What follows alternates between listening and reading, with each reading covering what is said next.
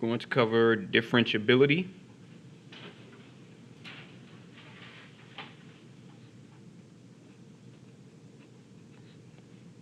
and continuity. Pretty much just the relationship between the two.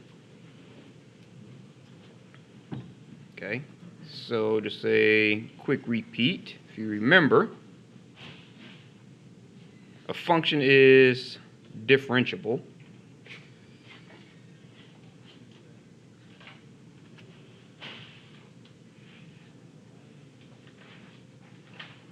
at some point A if the limit of f of x plus h minus f of x all over h as h approaches 0 equals f prime of a exists.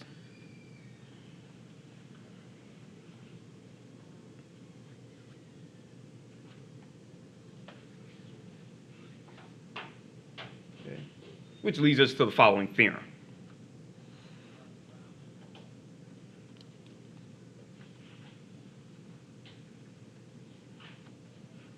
If a function is differentiable,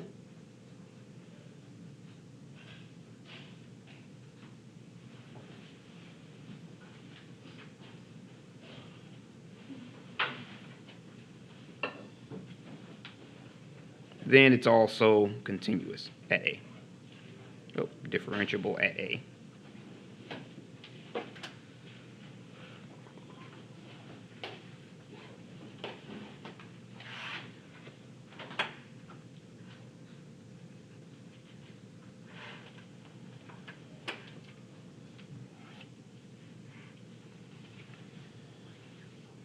Okay. So it's saying that if a point is just what it says, if it's differentiable just at a certain point, or if the derivative exists, then it's continuous at that point. So we can actually prove that. Okay. So to show that it's continuous, if you remember, so to show a function is continuous, we have to show that the limit of f of x as x approaches a equals f of a. Okay. So it was already given to us just in the first half of the theorem that if a function is differentiable, so we already know, slide that up a little bit, that given to us that f is, usually for differentiable, I just diff because it gets irritating writing differentiable all the time. So that's kind of my shortcut for differentiable. F is differentiable, where is it? At A. So that means that f prime of A, which equals the limit as h approaches 0, instead of x plus h, we'll use f of x and f of a. F of x minus f of a all over h exists. Okay, so we knew that from the first half, that it is differentiable. Okay, so let's say if we let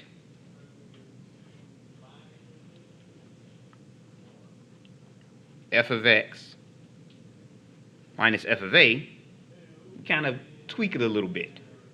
And we let that equal f of x minus f of a all over h times h, where those will cancel out and you'll get the same thing.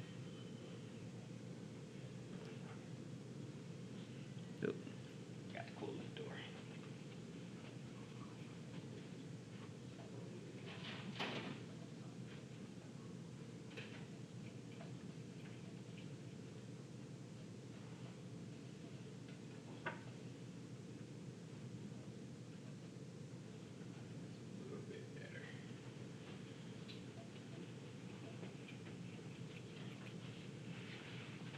right? So what if we take the limit of both sides?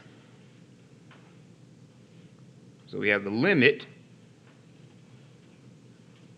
of f of x minus f of a as h approaches 0 equals the limit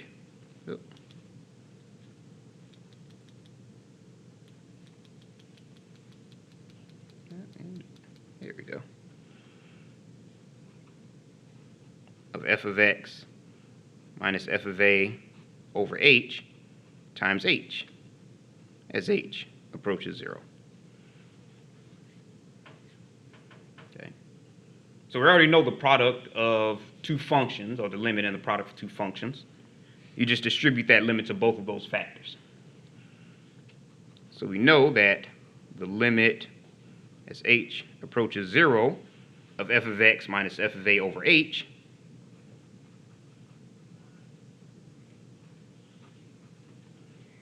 times the limit of h as h approaches 0. Okay, so we're just multiplying those two. Okay, so we know already that the derivative exists. So since it exists, we ended up with it right here. Okay, so we actually have f prime of a, and the limit of h as h approaches 0. If you just plug in 0, you end up with the limit of 0, which is 0. So you end up with 0. And we'll continue the rest of it on the next page. I'll give you a little bit to finish that up.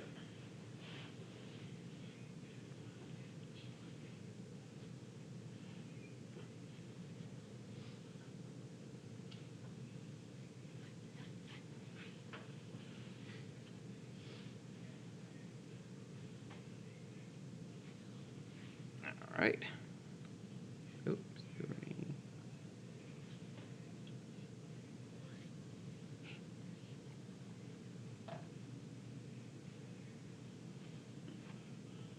Okay, so we'll start right where we ended off. So what this tells us is that the limit of f of x minus f of a equals 0. And we'll pick that right up over here.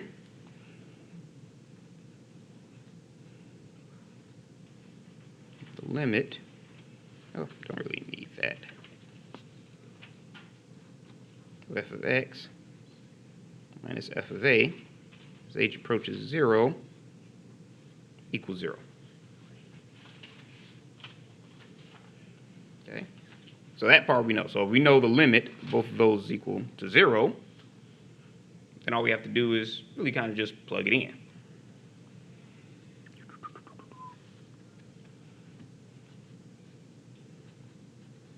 Oh, where is it?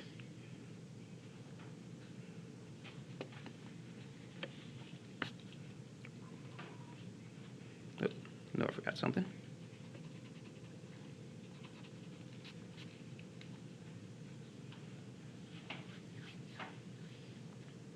Okay, so if our limit equals 0, then we know that our limit of f of x as x approaches 0 is just equal to f of a.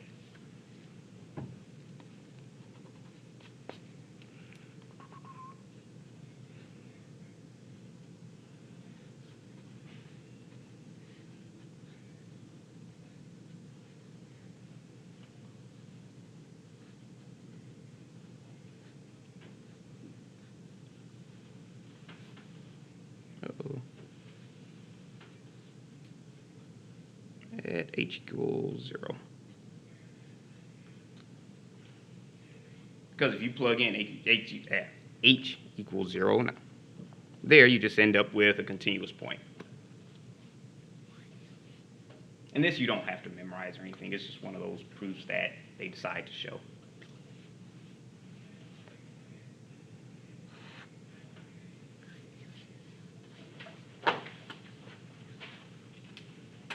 All right, so let's say, for example, this is probably, oh, actually, I'm glad I did look at that, because there is one thing you have to remember, that the converse of that is not true. So even though if a function is differentiable, means it's continuous, it doesn't necessarily mean every function that's continuous will be differentiable. So the converse is not always true. And I'll give you an example of when it's not true. Okay, so in other words, there are functions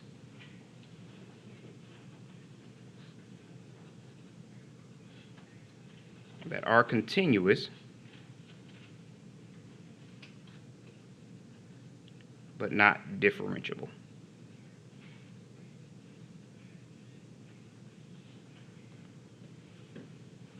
Okay, so for example, we'll use f of x equals absolute value of x.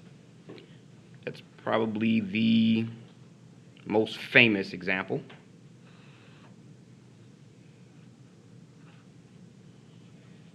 Okay, so show whether f of x equals absolute value of x is continuous and or differentiable at x equals 0.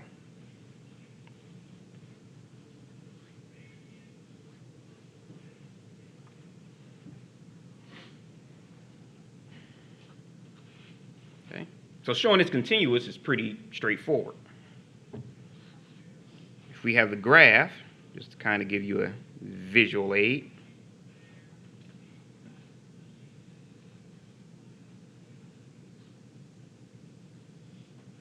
that's your f of x equals absolute value of x graph. Okay, so to show it's continuous,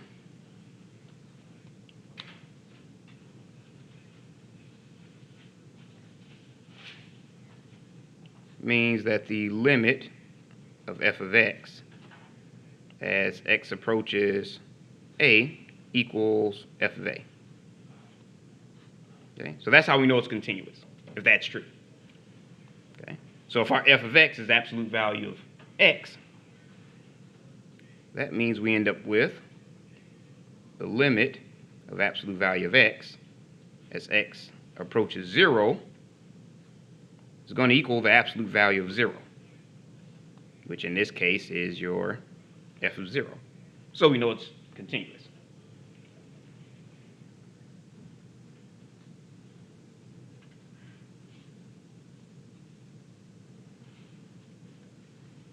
At x equals 0. Okay, so any questions on that one? All right. So it's the differentiable part that usually causes the confusion. Okay, so let's say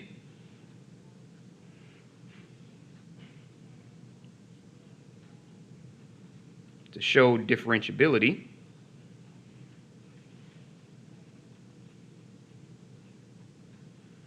we have to show that the limit of f of x plus h minus f of x as h approaches 0 from the left all over h is equal to the limit of f of x plus h minus f of x all over h as h approaches 0 from the right.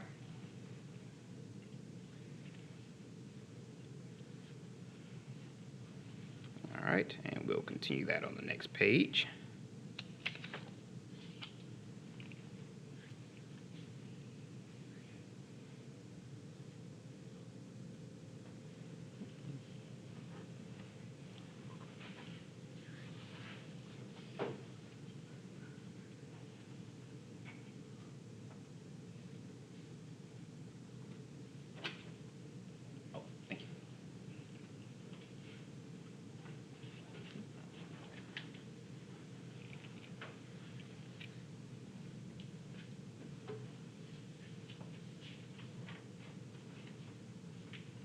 All right.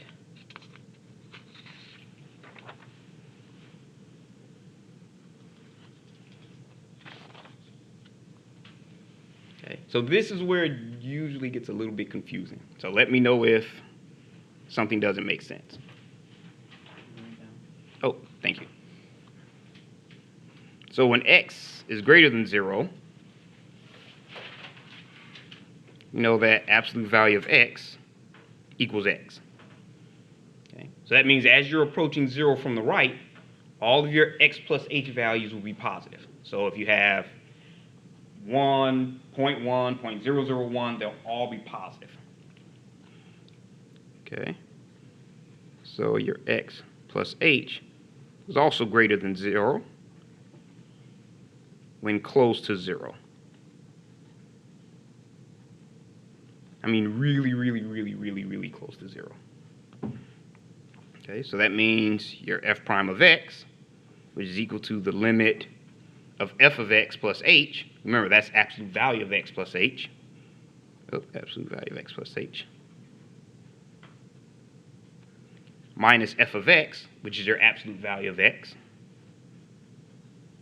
all over h as h approaches 0. Okay. Now, if your x plus h is positive, then it's just going to be positive, just plain old x plus h. Okay, so you have x plus h minus, and since x is positive, it's going to be just plain old x. Oh, forgot my limit. Don't really need it because it cancels out, but you have to put it there. Absolute value of x plus h minus x all over h as h approaches 0. Okay. Now your x and your minus x cancel each other out. So you're left with a limit as h approaches 0 of h over h, which really just gives you the limit of 1, which is 1. Oh, so that was from the right.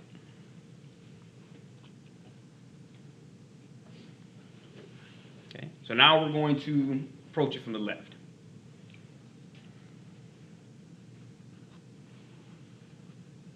So when x is less than 0, and this is usually where I get the, what are you talking about? That doesn't make sense look. But absolute value of x actually equals negative x. And I'll give you a quick example.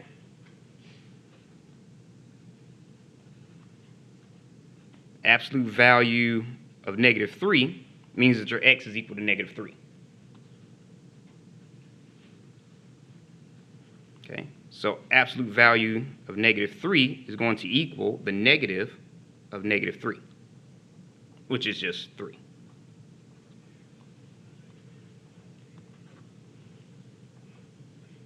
Does that make sense? So it's still just absolute value answer? Yep, still your absolute value answer. But in this case, your absolute value of x is just going to equal negative x. Because that's only when your x is a negative number. So is it 3 or negative 3? Oh, this is just an example. This is the kind of the general idea. So Oh, if you had a so it's negative, opposite. yep, so if you had a negative Okay. 4, then the negative of negative 4 would be positive 4. Okay. Any questions on that one? All right, and also, as we're approaching x plus h, or your h is getting closer and closer to 0 from the left, that x plus h is going to be a negative value. So your absolute value of x plus h, when x is less than 0, is actually going to equal negative x plus h. Remember, that's just when x is less than 0. Because everything as you get closer and closer to 0 will be a negative number. Okay, so that means your f prime of x is going to equal the limit of f of x plus h is your absolute value of x plus h here, which is negative x plus h, minus your f of x. Remember, your f of x when x is less than 0 is actually negative x. So it will be minus negative x. Oh, actually, let me quit skipping steps. I'll just put that in there first. Absolute value of x plus h minus absolute value of x all over h as h approaches 0 from the left, then I'll just go ahead and fill it in. As h approaches 0, your x plus h is negative since it's coming from the left, minus your f of x, which is negative, all over h.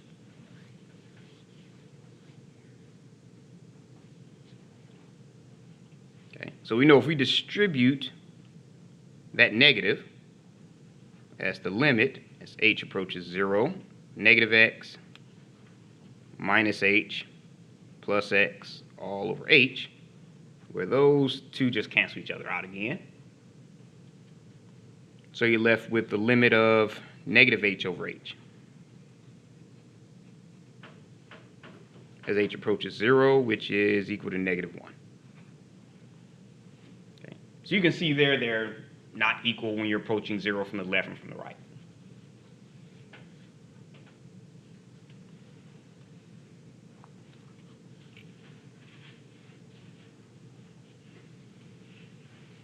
Okay, so that means f prime of 0 does not exist.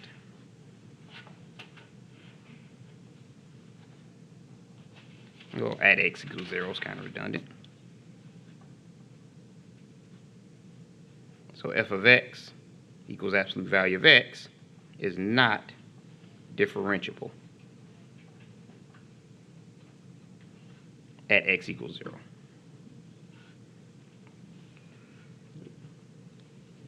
Now note, it is differentiable everywhere else, just not at that specific point. So that overall question is continuous at x equals 0, but not differentiable. Yep, exactly.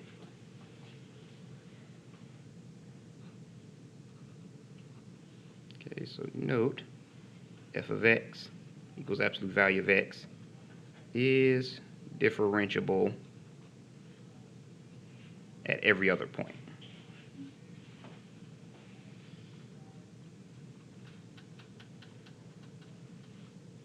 Yes. So can we like assume that if the function, if we graph the function and it doesn't cross, I would say, the x-axis, that it's not differential? Not really. There's like certain things that will make it not differentiable, and we're actually going to go over that next. Okay. It's kind of like when it's not continuous, those three little things. It's the same thing with differentiable. You have three things that will make it not differentiable. Good.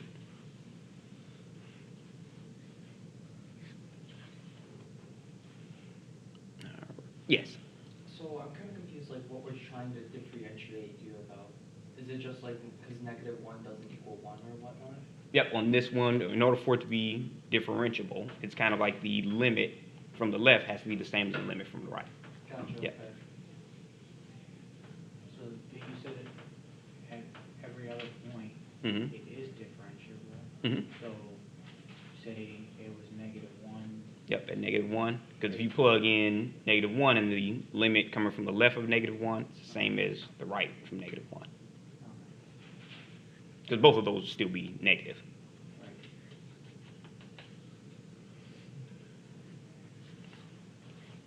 All right. Yep. Does it mean that that's pretty much the point where it changes slope pretty much? Like, Yep, and whenever you have like a sharp Yeah, point, like a sharp- yep, that's when it's not differentiable at that sharp point. That's one of the or like times. curve? Oh, if it's a curve, it's fine. Okay. Because at some point you go from a positive slope, then you hit a slope of 0, then it goes negative. Right. But when you have just positive and immediately negative, it's not differentiable at that point. Okay. So that's actually one of them. Okay.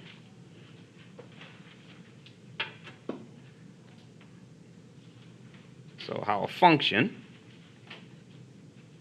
can fail to be differentiable.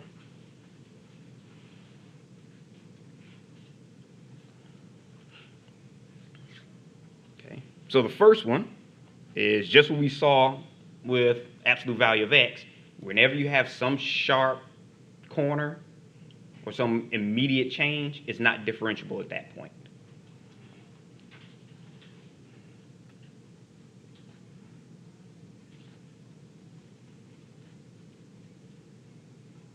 Uh-oh, not f prime of x, f of x equals absolute value of x, that a graph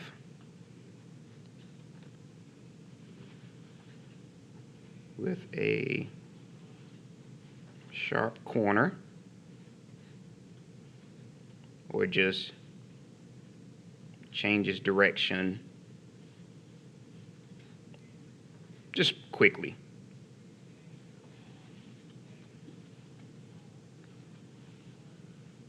Does not have a tangent line at that spot.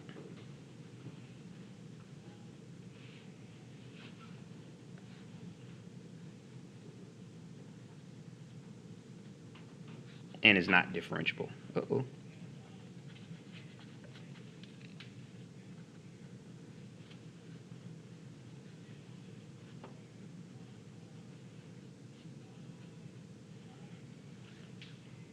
Okay. So for example, let's say if you have any graph with a sharp point. So we saw that with the absolute value of x.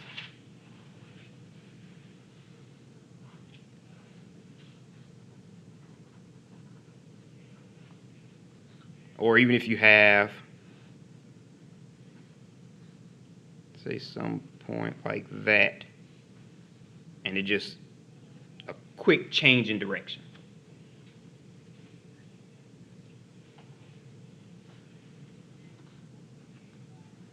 Okay, neither one of those would be differentiable at that point. Everywhere else it would be, but just not at that immediate change of direction.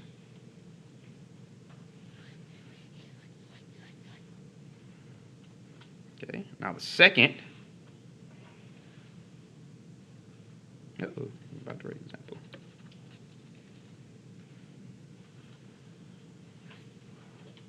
Okay, if a function is not continuous,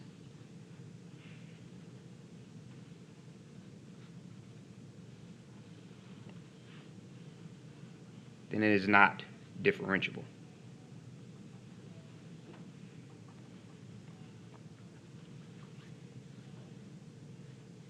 Okay. And that goes just by proof of contraposition. Yes? So does that mean piecewise functions aren't differentiable? Yep, not at that point. If they come together and it's like a smooth transition from one function to the other, then they could be differentiable. But if one comes up and then it skips up and then starts a new one, it's that space, then it's not differentiable at that point. Because then you have the limit from the left and right aren't equal.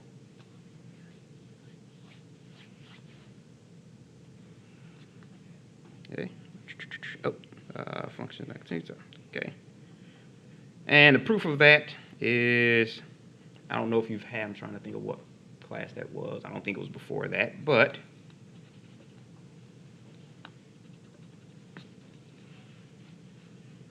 using proof by contraposition,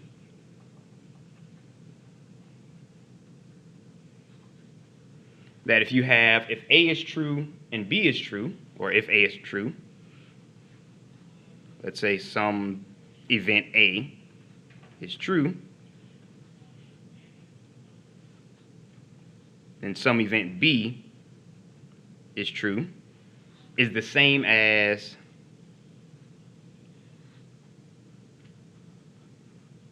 if B is not true, then A is not true.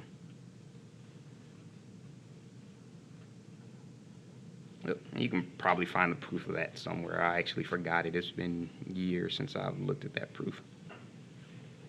Okay. So with this, it's stating that, let's say,